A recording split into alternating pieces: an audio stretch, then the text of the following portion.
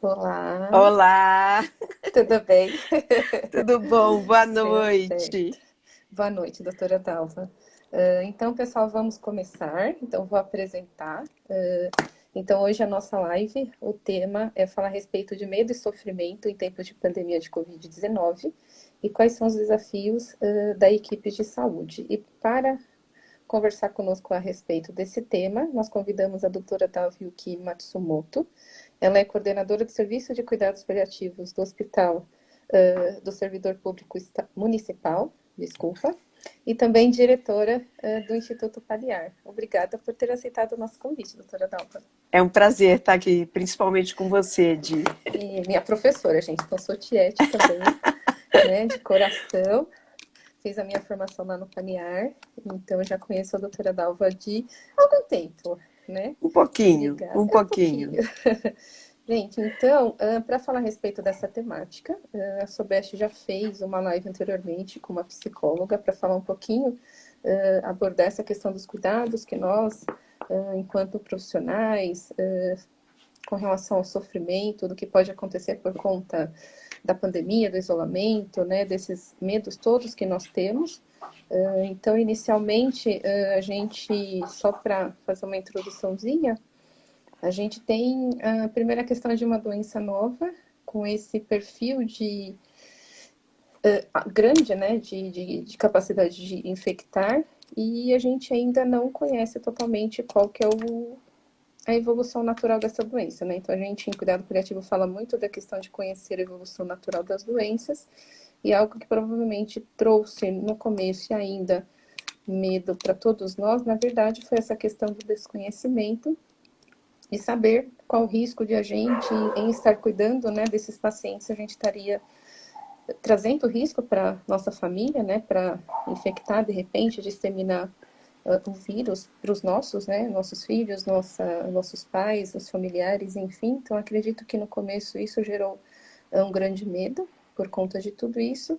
Só que hoje a proposta é a gente falar de uma outra face a respeito disso, né? Falar um pouquinho de nós enquanto profissionais na assistência, então o que traz medo e o que causa sofrimento em nós enquanto profissionais ao exercer a assistência a essas pessoas que nós estamos atendendo. Então, vão mandando as suas mensagens aqui que a gente vai depois perguntando, tá? Então, para a gente fazer a live hoje, eu e a doutora Dalva combinamos aí uma sequência de assuntos comuns para a gente conversar um pouquinho. Na verdade, eu vou mais perguntando algumas coisas aqui. E a gente acabou pensando, deixa eu só olhar aqui, a gente falar um pouquinho desses sofrimentos, né? O que são esses sofrimentos, para a gente partir daí. Depois falar um pouquinho dessa questão que eu acho que causa sofrimento em todos, que é a questão do que o isolamento social que é necessário causa durante a internação, se a gente pensa que a gente está fazendo um cuidado para essas pessoas que estão ficando sem acompanhante, né? Sem possibilidade de ter visita. E um outro ponto também que acaba em decorrência disso, quando nós temos o falecimento desse paciente, dessa pessoa, como que fica esse luto, né? Já que a gente fala muito da questão da proximidade, do acompanhamento, e nesse momento, infelizmente, isso está sendo feito à distância. Então, a gente vai tratar um pouquinho disso, então vão mandando suas perguntas aqui. Falei demais já. Doutora Dalva, então, para a gente começar, eu queria que a senhora comentasse quais são esses sofrimentos que a gente está falando, né? Quando a gente fala de sofrimento, a respeito de que a gente está falando? Eu acho que essa pandemia, ela é muito democrática, né? Nós estamos habituados a cuidar do outro que sofre.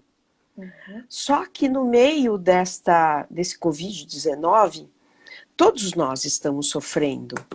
E eu acho que o ponto principal que eu gostaria de chamar a atenção é que nós, profissionais da área de saúde, somos humanos.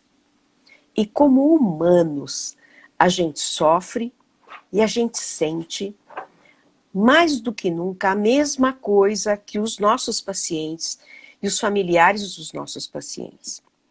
Porque apesar de um dia, quando nós escolhemos, né, sermos profissionais da área de saúde, a gente escolheu, muito provavelmente cada um de nós, porque a gente gostava de gente. E a gente queria cuidar. Né? E de repente, na nossa formação, a gente acaba também sofrendo algumas distorções na formação do profissional. Né? Principalmente nós médicos. A gente é chamado a atenção para esquecer a emoção, para não se envolver, para ser técnico, porque a emoção impediria a gente de ser técnico ou de tomar as melhores decisões. Eu tenho aprendido nos meus mais de 40 anos de medicina que essa foi uma das maiores mentiras que os meus professores me disseram, entre outras. Mas a gente vai aprendendo, né? E eu tenho procurado ensinar para os alunos, ou pelo menos passar essa ideia para os alunos, que nós somos humanos, tanto quanto os nossos pacientes e as famílias. E, portanto, nós sofremos, nós temos valores, nós temos histórias pessoais, a gente se identifica com as pessoas com as quais a gente convive e as pessoas que a gente cuida. E agora, na pandemia, mais do que nunca, nós estamos dos dois lados. Porque hoje, 3 meses de pandemia no Brasil, nós com certeza perdemos amigos, perdemos família, perdemos pessoas queridas. E a gente também adoeceu no meio desse processo. E a gente tem medo de passar essa doença para os nossos familiares, para os nossos amigos queridos. Então, na prática, principalmente os profissionais que estão na linha de frente, sofrem de forma dobrada. Sofrem com o sofrimento desses pacientes que estão longe das famílias, né? Se antes todo o nosso trabalho, e principalmente falando em cuidado paliativo, a gente faz todo um trabalho de aproximação dessas pessoas. Né? O cuidado paliativo diz que paciente e família são uma unidade de cuidados. E agora a gente se pergunta como cuidar dessa unidade que está separada. Né? E aí eu acho que é importante a gente falar um pouquinho de comunicação. E de como a comunicação nos exige que a gente se adapte a essas novas situações, né? Porque a gente trabalhava sempre com o presencial. Eu sou uma pessoa muito analógica. Estar aqui fazendo uma live é um desafio do tamanho de um bonde. E assim, e só para vocês saberem, meus gatos estão enlouquecidos aqui em volta. Como eu imagino que na casa de cada um de vocês tem outras interferências, né, de animais de estimação, de criança, de família. Meu gato agora está bebendo a minha água, só para vocês terem uma ideia. Então, conviver com essa nova realidade é um gigantesco desafio. Né? E trabalhar esse nosso sofrimento, permitir-nos sofrer. Eu acho que essa é a grande lance. Porque a gente, como profissional da saúde, a gente não se permite. A gente se cobra. Né? No entanto, como a gente é humano, a gente se emociona, a gente se identifica. Então eu gostaria de dizer para vocês, gente, a emoção é fundamental. Né? A gente se identificar com o outro, a gente compartilhar as nossas dores e os nossos sofrimentos, isso nos faz humano. E isso permite que a gente atravesse este momento difícil com um pouco mais de serenidade. Lembrando que na relação, né, profissional, paciente-família, existe sempre uma troca. E essa troca é de afeto, essa troca também é de cuidado. E quando a gente se reconhece humano e quando a gente se permite humano, a gente dá suporte, mas a gente também recebe o suporte em troca.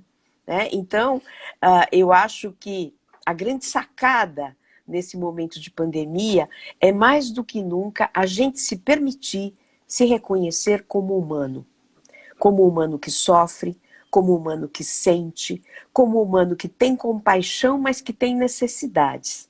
Então, este é um novo profissional da saúde que tem que ser confirmado nesta relação.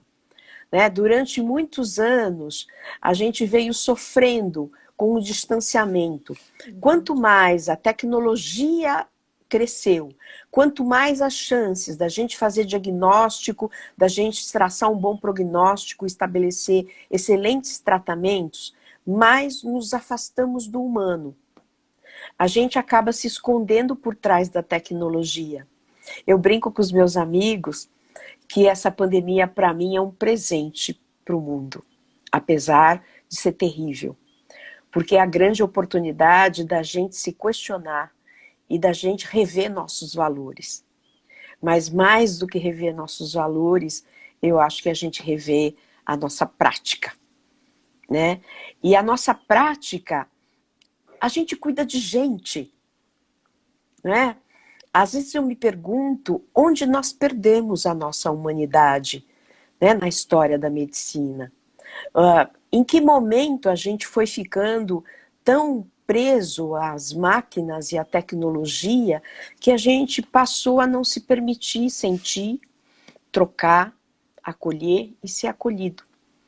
Né? Então eu acredito que esse é o mote que a gente deve pegar como base para qualquer coisa e todo o resto que nós vamos conversar nessa live de hoje, né, Edi? Sim, com certeza. E aí eu já lembrei de algumas histórias vividas agora, porque eu estou numa unidade de internação de cuidado paliativo, mas Sim. voltada para atendimento de pessoas suspeitas ou com Covid, então isso já me trouxe várias lembranças aí de falas de família, né? Que depois eu compartilho uma que me foi bem emblemática. Uhum. Então vamos lá. Já que a comunicação é algo fundamental em todo o processo de cuidado, na verdade, da nossa vida, né? E primeiro, enquanto seres humanos, pessoas, ela é fundamental para isso. Como fazer de uma forma mais adequada? Já que provavelmente a gente vai estar lidando em algum momento com notícias difíceis, de talvez não resposta ao tratamento. Como que seria uma forma adequada de fazer? Isso. Eu acho que hoje, muito parecido com o câncer, quando a gente fala, você tem Covid, você está infectado, como era com o câncer, e ainda é em alguns momentos, a gente já ganha um carimbo na testa de que a gente tem pouco tempo de vida, né? Ou que a gente tem risco de. Então, hoje, a própria notícia da infecção já é uma péssima notícia. Né? E aí, junto a essa notícia, vão ser agregadas várias outras, de melhora ou de piora, de tentativa de tratamento, não resposta a determinadas situações ou complicações que vão surgindo. E um agravante nisso tudo ainda está o distanciamento. Na maioria das vezes, a gente não consegue falar isso olho no olho. Né? No hospital onde eu trabalho, eu tenho disponível efetivamente um telefone fixo. Eu acabo driblando usando o meu próprio celular e fazendo quando eu julgo que é importante, né, as reuniões de família através do WhatsApp, que é uma saída. Né? Mas aí vamos lá, vamos falar de comunicação. É fundamental na comunicação a gente preparar o terreno. Então é importante a gente dizer que más notícias serão dadas. Né? Aquela brincadeira e aquela piada de botar o gato em cima do telhado. A gente prepara e a gente dá a má notícia. Aí a gente espera a reação do outro. Né? Então, eu ofereço a informação e aí eu espero a resposta, eu legitimo a resposta. Porque essa resposta, ela pode ser de várias maneiras. Ela pode ser desesperadora, ela pode ser agressiva, ela pode ser irritante. Cada pessoa vai reagir de acordo com a sua história, com os seus valores, com as suas vivências pessoais, com relação à morte, à perda e às dificuldades. Então, eu, como profissional de saúde, eu tenho que me preparar para essa reação. Então, eu legitimo. O senhor tem razão de reagir desse jeito. A senhora está coberta de razão de ter raiva. Você está coberto de razão de estar desesperado. Então, eu legitimo. Depois, eu acolho. Mas, entendendo o que você está sentindo, vamos lá, o que eu posso fazer por você? E é muito importante na comunicação a gente estabelecer na hora da relação com o interlocutor quais são as prioridades. Muitas vezes, num primeiro momento, as famílias querem saber do seu ente querido, né? Então, é importante eu dar as informações de forma clara e objetiva. Excesso de informação não precisa, só confunde. Né? Não adianta eu falar em frequência respiratória, não adianta eu falar em termos técnicos. As pessoas não vão entender, mesmo que elas sejam da área da saúde. Né? Então, eu dou pequenas informações, espero a reação do outro e vou complementando essas informações. Então, é desta forma. E quando o outro reage de forma muito dramática ou com muito sofrimento, o silêncio acolhedor é uma excelente arma, é um excelente instrumento, né? Se eu faço isso pessoalmente, eu posso utilizar vários elementos da linguagem verbal e da linguagem não verbal. Pelo telefone, eu não tenho a linguagem não verbal, mas aí eu posso caprichar numa coisa chamada paralinguagem, que é o tom de voz, né? A rapidez com que eu falo, as pausas que eu dou, a clareza na emissão das palavras, tudo isso eu posso utilizar. Digamos que eu tenho um instrumento que eu posso ter visualmente a pessoa na minha frente, como agora, um celular, um tablet, né? Mas mesmo assim, os estudos já mostraram que através da tela, a nossa linguagem não verbal fica assim um pouco comprometida. Porque as pessoas não conseguem muitas vezes captar nuances. Né? É o meu corpo que se inclina para frente, é um gesto que eu coloco a mão no braço, ou um movimento de cabeça que eu faça, que pessoalmente, mesmo ele sendo sutil, o outro vai perceber. Pela telinha, isso fica mais difícil.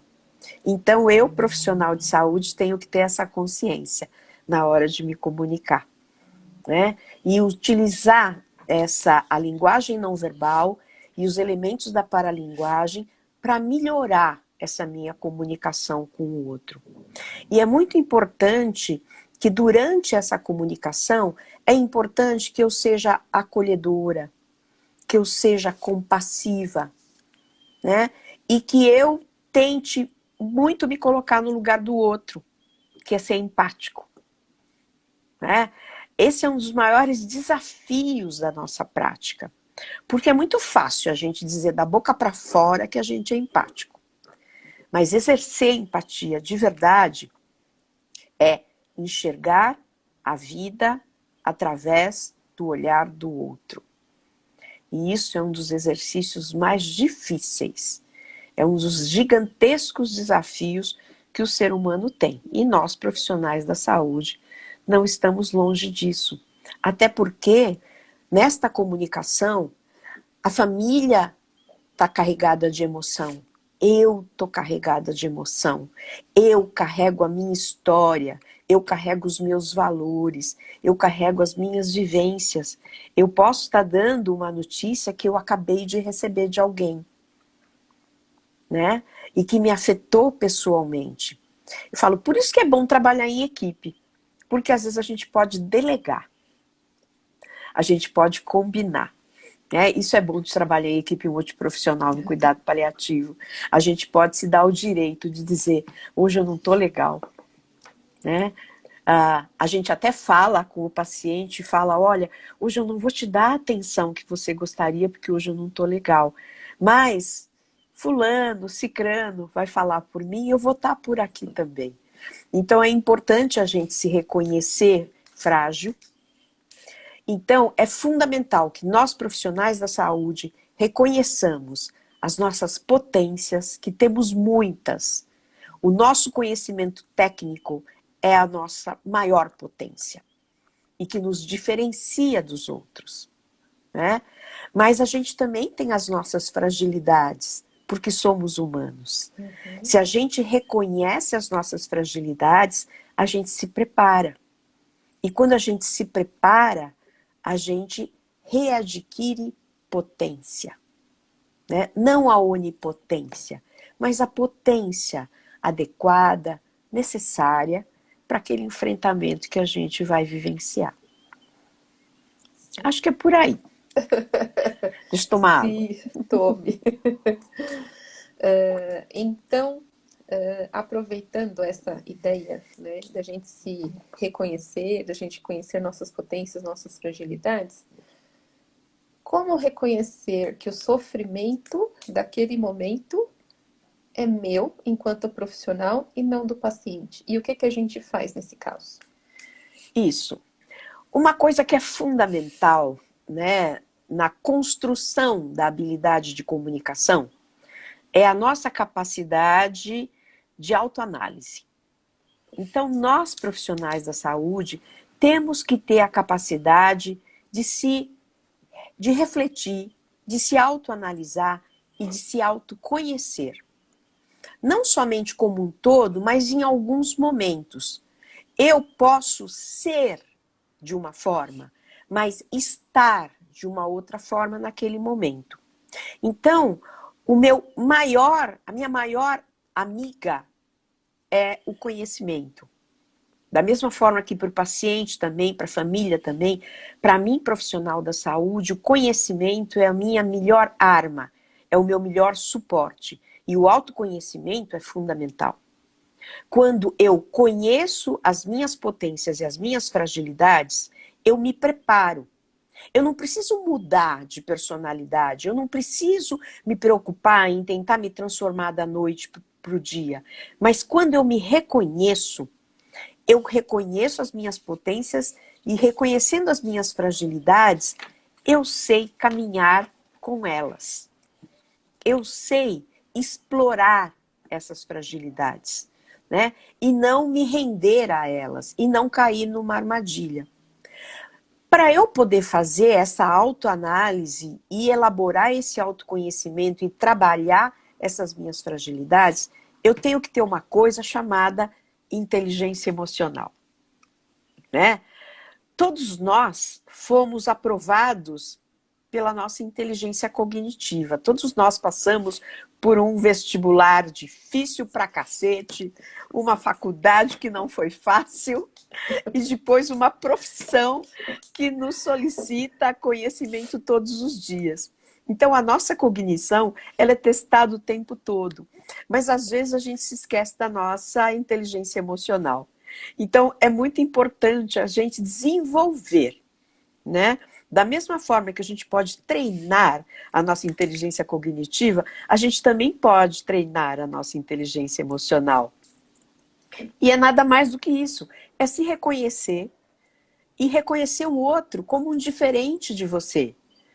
E você de verdade exercer e treinar a empatia, né? Que é entender o outro como um indivíduo diferente, que pode pensar diferente, porque tem valores e histórias diferentes, mas ele é tão humano quanto você e precisa da sua ajuda naquele momento, né?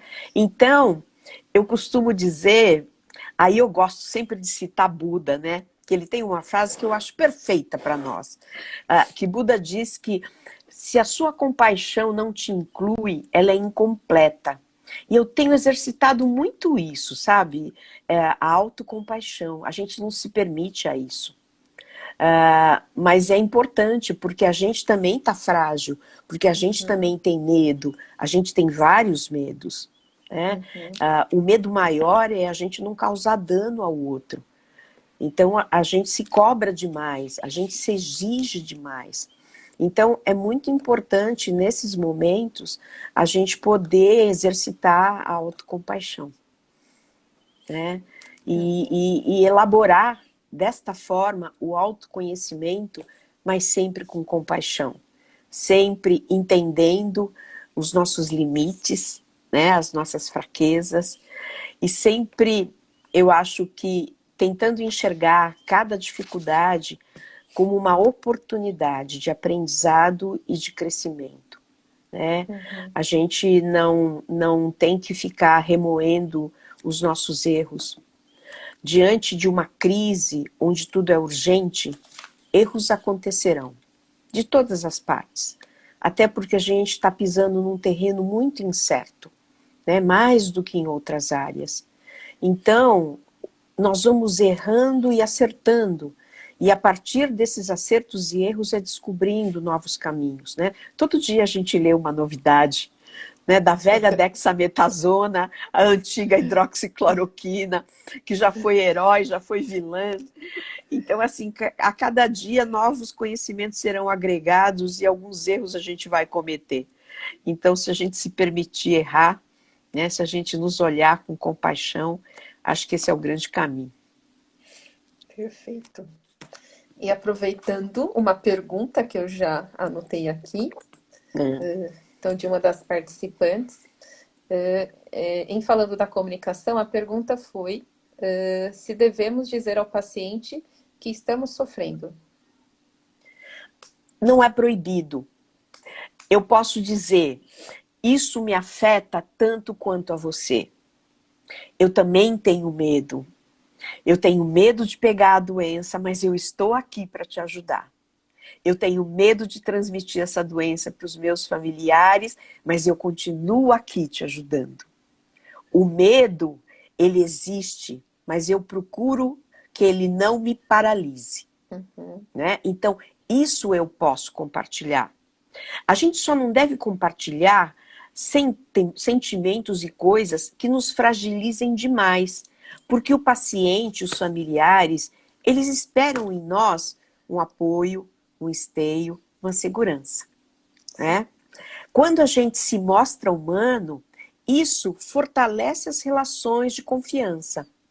Mas a gente tem que se reconhecer um humano com potência.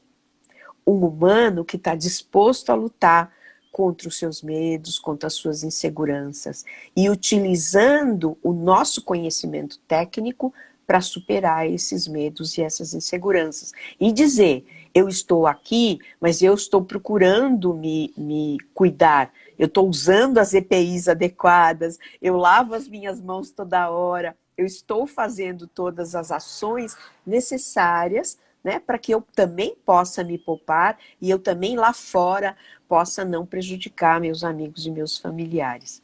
Mas é sempre pode. Né? Quando a gente faz com o coração, com segurança, a gente pode sempre compartilhar, inclusive opiniões. Muitas vezes as famílias perguntam, se fosse sua mãe, o que a senhora faria?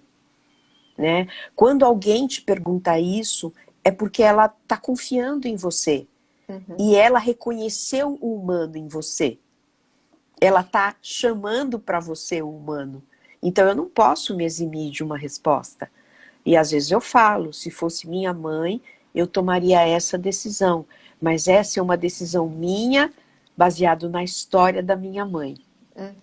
Né? Eu não sei se isso pode te ajudar, mas você vai ter que se basear na sua história, na história do seu familiar e nos seus valores para vocês construírem alguma coisa. Eu estou aqui para esclarecer e para ajudar na tomada dessas decisões.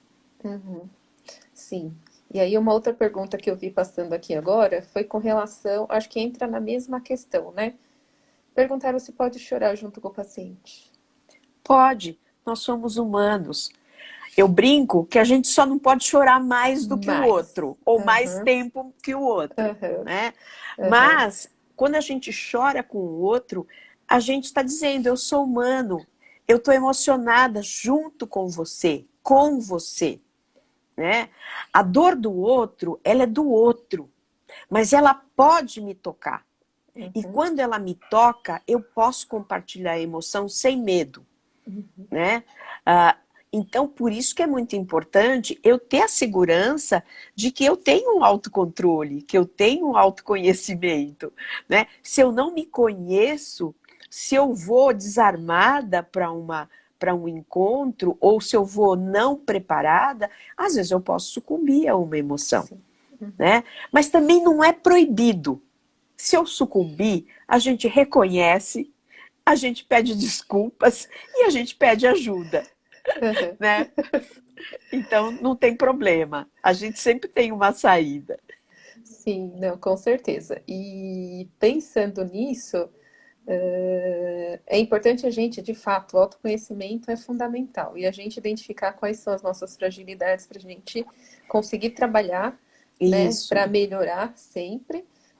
E o que é importante é a gente sempre tentar pensar se aquilo que a gente está sentindo é de fato por conta só da dor do outro, que eu estou tentando ser empático, estou me colocando no lugar e aquilo está me causando aquilo tudo, ou se de fato é uma lembrança de alguém meu, de alguma isso, situação minha, isso, que me lembra uma pessoa que eu amo. Ou seja, quando a gente lembra de alguém que a gente tem um vínculo emocional maior. E isso, esse é o que a doutora Dalva comentou, de que a gente tem que ter esse cuidado de, no caso de chorar, a gente não chorar mais ou por mais isso. tempo, porque Mas isso vai se, ser ruim.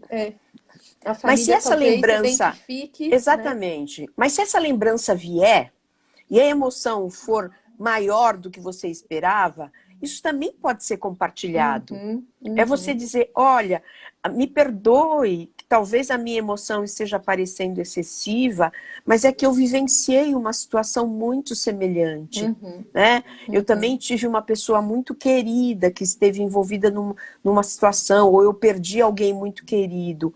Então, essas histórias me afetam, por isso que eu vou tentar dar o meu melhor. Aí você reforça o teu Isso. conhecimento, você Uhum, reforça o teu compromisso técnico, né? Porque é uhum. dizer, eu estou emocionada, mas isso não vai me impedir Sim. dar o meu melhor. Uhum. Isso é importante. Perfeito. Sim. Deixa eu ver quanto tempo temos. Não muito mais. Uns 10 minutos ainda. Ou um pouquinho mais, enfim. E falando um pouquinho a respeito desse momento que está de fato tudo diferente. O que a gente pode fazer com a família nessa questão de fato haver esse distanciamento físico, né, que é presencial, e a gente está usando ferramentas tecnológicas para partilhar informações, se a gente tem a possibilidade de um dispositivo com imagem, tentar fazer visita, fazer reunião de família nesse sentido, mas como fica? E aí eu quero entrar na questão de perda mesmo, do Uhum. falecimento, né? O que a gente pode fazer com essa família? Eu acho que é fundamental a gente tentar, o máximo possível, conhecer os valores e principalmente a história desse indivíduo nessa família. Qual era o papel que esse indivíduo ocupa nessa família, né? E qual que é o impacto da perda dele para essa família.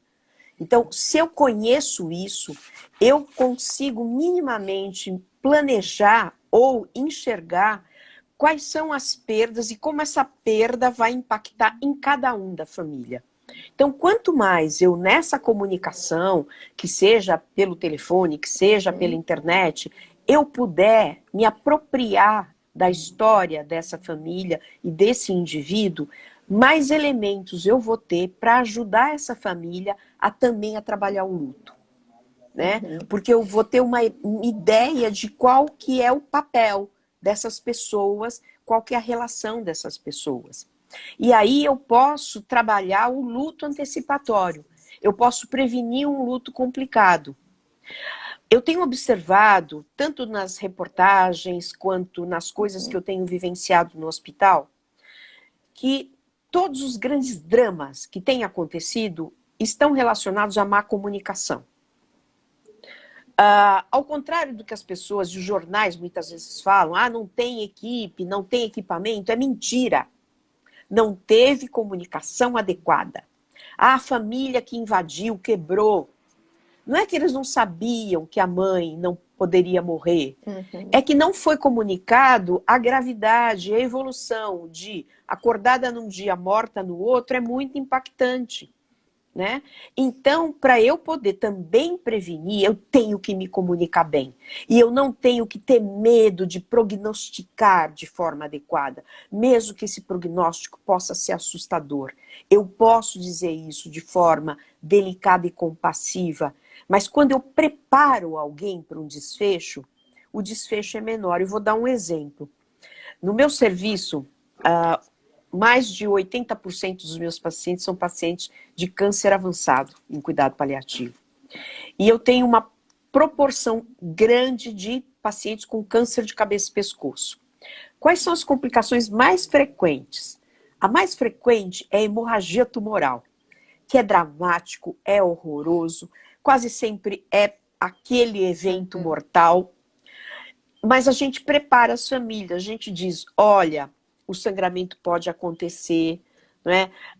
Se ele acontecer dentro de um centro cirúrgico, vai morrer de qualquer maneira, porque eu não consigo amarrar as artérias, é um tumor inteiro que sangra, que baba. Então eu explico isso.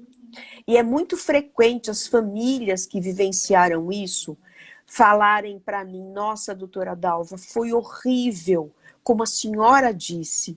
Foi dramático, foi terrível, é uma imagem terrível.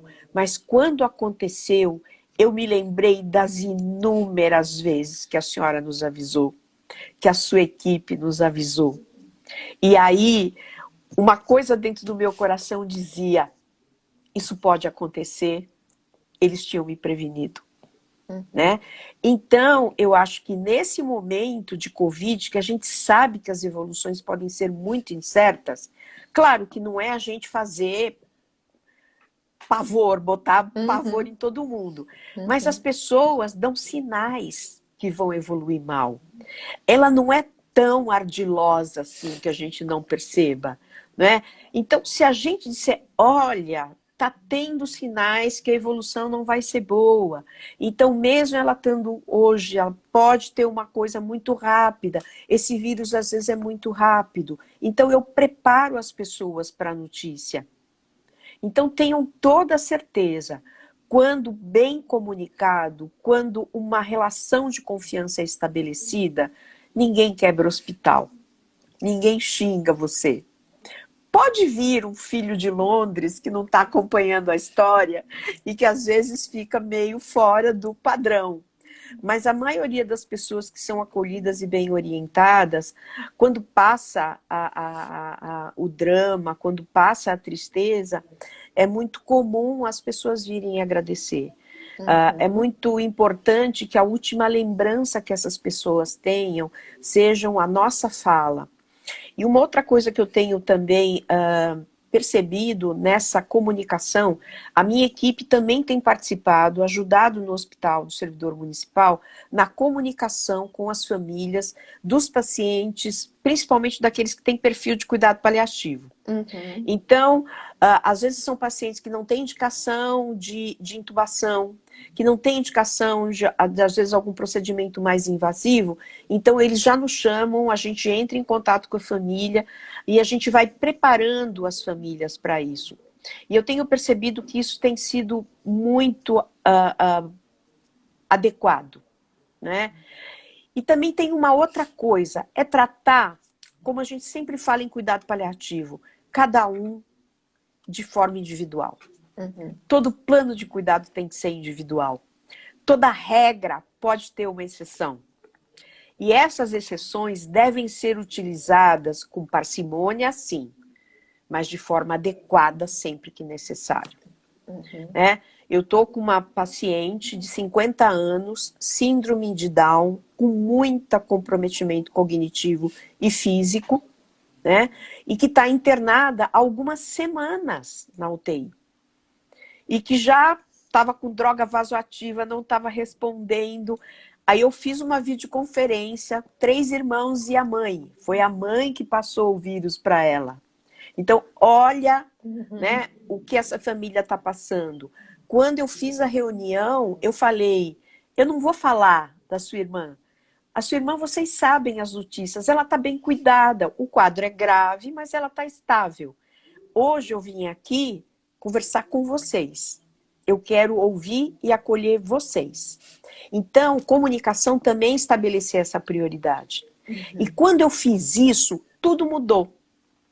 E aí, elas me contaram a história pessoal delas. Elas me mandaram um vídeo desta moça quando estava em casa. E as irmãs falaram, é para a senhora e sua equipe saberem quem ela era. E com isso, a gente conseguiu uma brecha dentro da UTI Covid para essa mãe visitar essa moça. E por incrível que pareça, hoje ela está sem droga vasoativa. Não me perguntem qual foi o milagre. Mas a gente está tendo umas respostas muito interessantes em paciente com pegada de cuidado paliativo, né, com procedimentos adequados, pontuais. Então, a gente tem tido muito boa resposta. Então, ontem eu estava conversando com uma das irmãs e eu sei que essa energia que entrou a mãe e uma irmã para visitá-la. E eu só sei que depois dessa visita, a equipe conseguiu diminuir, e ontem tirou a droga vasoativa dela. Que ótimo. Excelente. A gente também teve um paciente com síndrome de Down, que a gente acompanhou há algum tempo no ambulatório, internou com Covid, a gente conseguiu uma liberação para a mãe ficar, teve alta, tá em casa. Isso. Doutora Dalva, para a gente encerrar, eu vou fazer uma última pergunta que tem tudo a ver com a questão de comunicação, que é o que a gente vem falando até agora. E foi uma pergunta relacionada a como que é feita essa comunicação quando o paciente é consciente e essa piora está acontecendo. Para o paciente? Isso, uma conversa direto com o paciente. Isso. Eu costumo sempre dizer que não importa a idade do paciente, mas se ele tem consciência da gravidade e ele tem consciência do corpo dele, né? Então é muito importante a gente ser muito franco e delicado. Quase sempre as pessoas já têm essa percepção. Ele está percebendo o movimento. E tem uma coisa que a gente se esquece, né? Os pacientes, se a gente usa comunicação não verbal para entender o outro, o paciente está de olho na gente. A única coisa que ele faz deitadinho na cama é estar de olho na equipe. Em tudo. Então, ele percebe as nossas caras, ele percebe as conversas de boca pequena, ele percebe a nossa linguagem corporal. Então, antes de eu falar para ele que as coisas não estão indo bem, ele já sacou. Então, eu posso delicadamente abordá-lo e falar, olha, eu gostaria de dizer que as coisas não estão respondendo como a gente gostaria. E se ele está consciente e minimamente puder interagir, solicite, veja se ele confirma isso. Se ele confirmar, valide isso. Da mesma forma que na nossa relação com os pacientes de cuidado paliativo, eu percebo que o paciente sabe antes de qualquer um da família, né? Se você der espaço, eles vão dizer, eu vi a cara da enfermeira, eu vi os médicos cochichando, eu vi que minha filha sempre entrava com os olhos inchados e ela tentava disfarçar que não estava chorando, mas eu sei que ela estava chorando. Então, os pacientes, eles estão atentos à nossa linguagem não verbal e à paralinguagem. Eles talvez não saibam tecnicamente o que isso quer dizer, mas eles sabem interpretar. Então, a gente também tem que usar isso a nosso favor, né? E chegar com delicadeza, validar a percepção do outro, perguntar o que o outro sabe. Na comunicação, o caminho, quem traça é sempre o outro. Eu devo ter, sim, conhecimento e preparo técnico, mas o caminho quem diz é o outro. Então, se eu souber ouvir, não somente com os meus ouvidos, mas com os olhos e com todos os meus sentidos, inclusive com a minha alma, né? Com certeza, eu vou conseguir também me comunicar desta forma. O paciente, eu vou entender o que o meu paciente quer e com certeza meu paciente e os familiares também vão entender a minha intenção e o meu propósito. Eu costumo dizer, não tenham medo de ser vocês mesmos, né? E de abrir o coração e a alma. Só se protejam, né, com a consciência e com principalmente a consciência do conhecimento técnico que vocês têm. Eu acho que esse é o grande caminho para se fazer assistência à saúde, em qualquer nível, com qualquer doença, em qualquer momento. Acho que era Excelente. isso, Edi. Excelente. Gente, então, pelo adiantado da hora, a gente gostaria muito de permanecer, né, mais algum tempo, que vocês perceberam que a gente poderia continuar falando, né? A Mas noite demais, toda. a noite toda, alguns dias, mas a gente tem que encerrar, né? E eu quero muito agradecê-la, Dalva, pela magnífica fala, né? Todos esses ensinamentos que você traz, não só de conhecimento técnico, mas de vida, de alma mesmo. Muito, muito obrigada por ter aceitado o convite, viu? Eu é Foi que excelente. agradeço a oportunidade. Estou muito feliz de estar aqui, principalmente com você, Edi. Eu estava com saudades, E, né? Tenho um carinho enorme por você, pelo teu trabalho. Eu acho que a gente está num caminho que é fundamental, né? A gente percorreu um longo caminho de muitos perrengues e de muito aprendizado. E eu só estou aqui porque eu acho fundamental a gente compartilhar sim, aquilo que a gente colheu, né, no decorrer das nossas vidas. E eu acho que mais do que nunca esse é um momento de generosidade, esse é um momento de compartilhamento, esse é um momento da gente estar de verdade juntos por uma causa. Então, muito obrigada. Eu é que me obrigada. sinto agradecida e honrada por Uhum. estar aqui. E obrigada a Muito cada um que bem. está aqui escrevendo coisas Isso! fofíssimas que eu estou lendo. Sim, eu E também. aí eu fico toda feliz, isso me alimenta, isso me fortalece, isso Sim, me dá energia para a gente sempre, continuar né? caminhando. Sempre, sempre. É Porque de isso fato a aí. gente acredita que compartilhar é multiplicar o cuidado e o amor a todos, Exatamente, né? exatamente. Gente, obrigada. É por aí. Vai ficar gravado, né? Vai ficar disponível no YouTube da Sobeste. Então, compartilhe a informação com seus amigos também que não puderam, né, assistir ao vivo, mas que assistam depois, porque vale a pena. Acho que vocês perceberam o quanto vale a pena. Então, até a próxima. Tchau. Até. Um abraço.